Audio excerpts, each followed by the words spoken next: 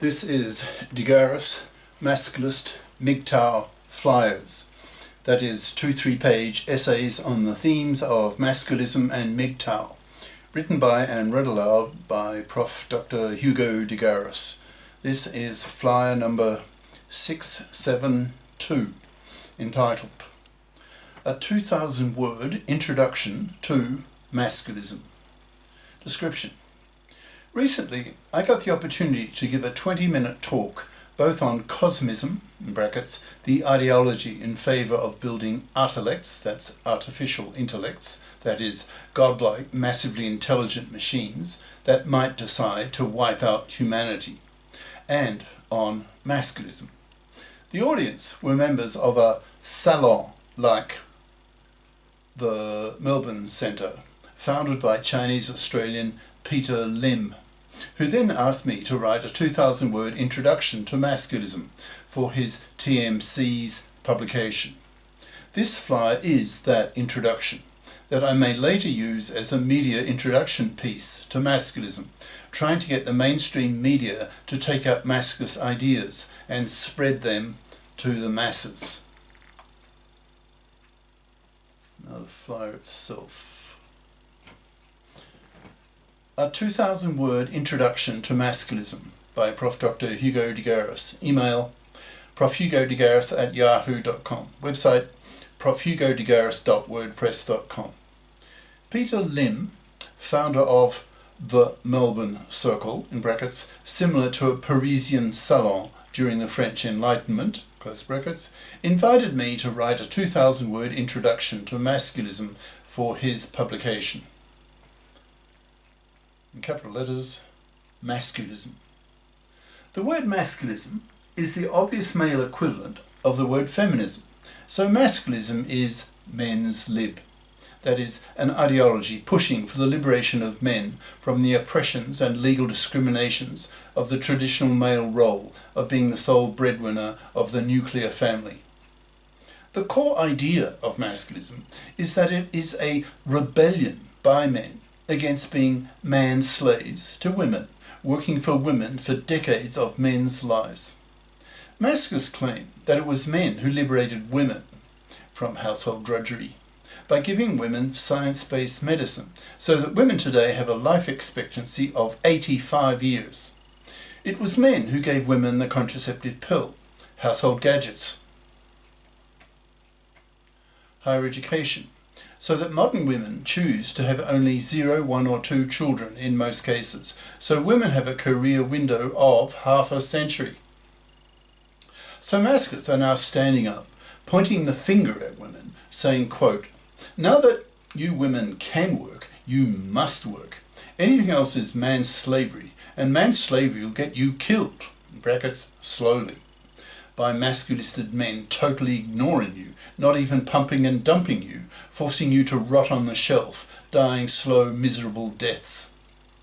Masculists are abolitionists who claim that manslavery today is literally 1,000 times worse than was Negro slavery in the 1800s in the US, given the numbers.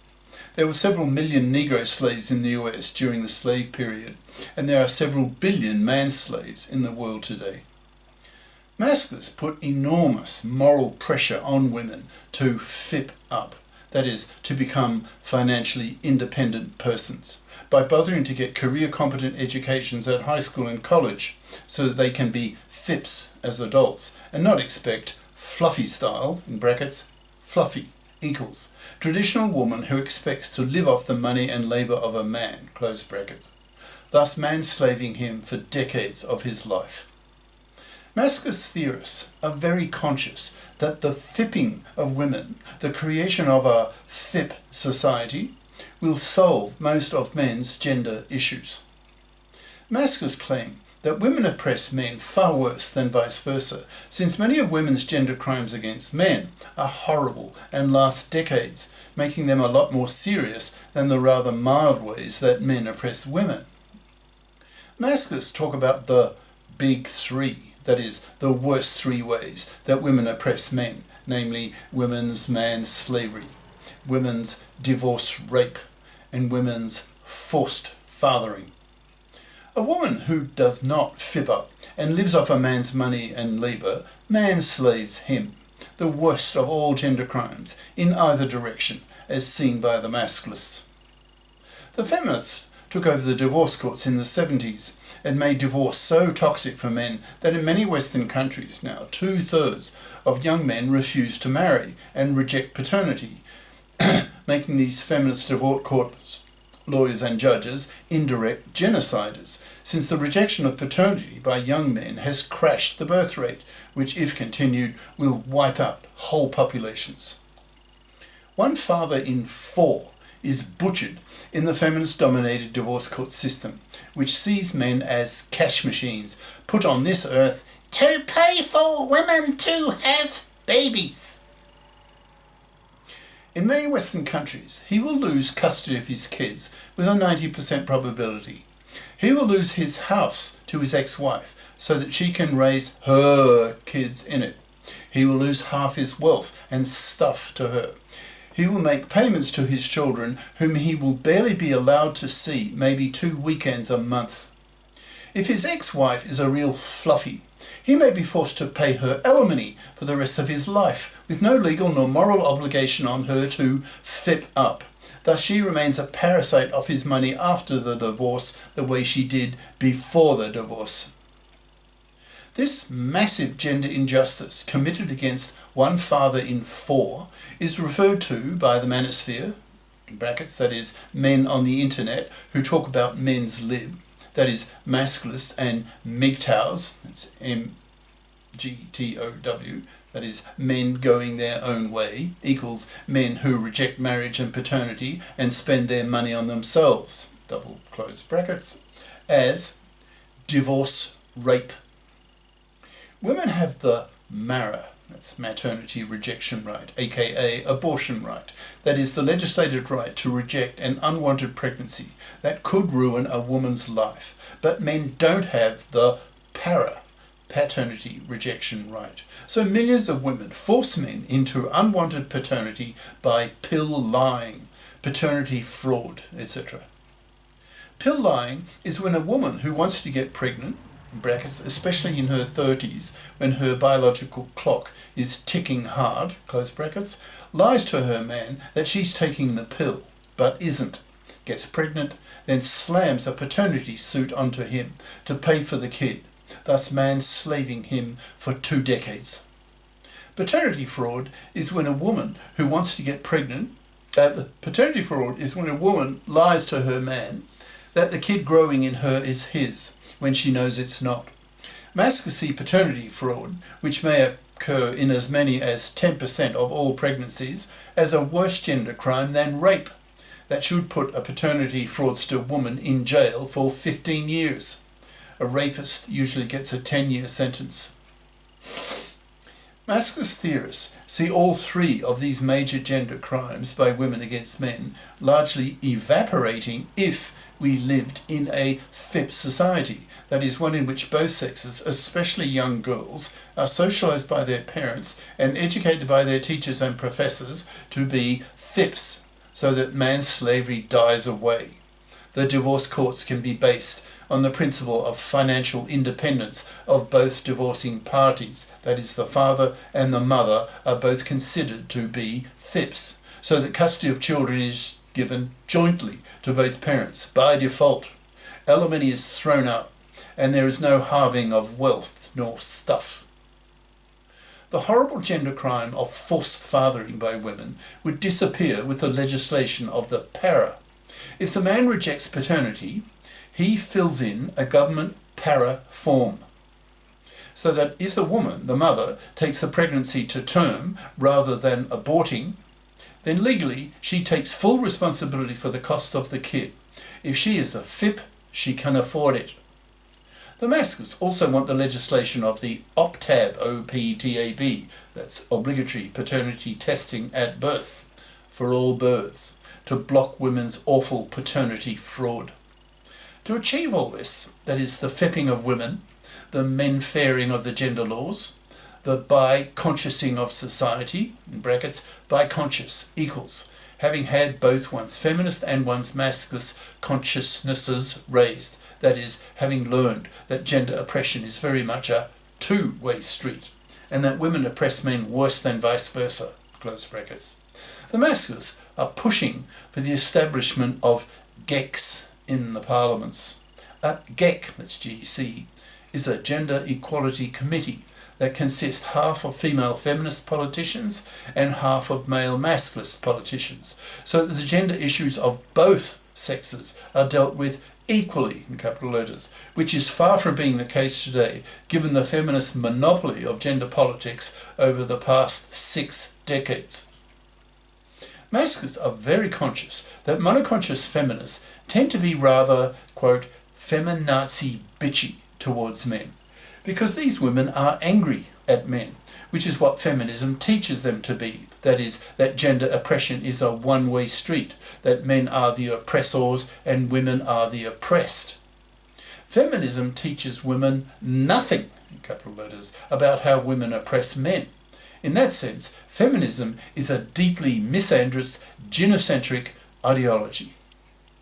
Most women today know about the anger of feminists towards men's sexual harassment, domestic violence, rape, patriarchy, etc. Masculists want monoconscious feminists to become biconscious, since it is the experience of biconscious masculists that biconscious feminists are much nicer to be with, to approach, since a biconscious feminist has had her anger at men for the ways that men oppress women cancelled, capital letters, by her female masculist anger at women for the ways that women oppress men. Masculists have a very effective strategy for pushing monoconscious feminists to become biconscious, and that is by targeting the monoconscious male feminist men in these women's lives, by teaching these men masculism, so that these men become biconscious. 99.5% of women are heterosexual, so even the most rabid of feminazi women are still dependent on men for their sex. If the monoconscious feminist girlfriends / wives / partners of these men do not become biconscious faster, capital letters, than the men in their lives, then these now biconscious masculisted men will see their monoconscious girlfriends, etc., as sexist, hypocritical bigots, become disgusted with them, and then dump them. As masculinist ideas become as well known as feminist ideas in society, and once millions of monoconscious feminists have been dumped by their biconscious ex-boyfriends, who then move on to have relationships with biconscious feminists, then millions of monoconscious feminists will convert themselves into becoming biconscious, or they will rot on the shelf, viciously rejected by men, masculisted men, both socially and sexually.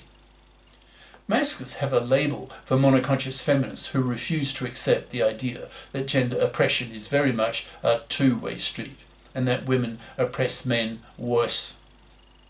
Masculists label such women MFBs, that's monoconscious feminazi bigots, and punish them severely, effectively exterminating them slowly by totally ignoring them. Men don't want relationships with women who are, in brackets, expressed bluntly, close brackets, quote, misandrist, male-dumping, feminazi cunts, end quote, close brackets, and hugely prefer to have relationships with biconscious feminists. In the US today, according to a reputable polling company, in brackets, Pew, P-E-W, Research Center, close brackets, over 60% of young men between the ages of 18 and 30 choose to not even date, in capital letters, young women, labelling these women as undateable due to their misandry taught to them by monoconscious feminism. Masculists see monoconscious feminists as both hypocrites and genociders. As hypocrites, because feminists want equal rights with men in the parliaments, but treat women as fluffies in the divorce courts, making these courts slaughterhouses for divorcing fathers.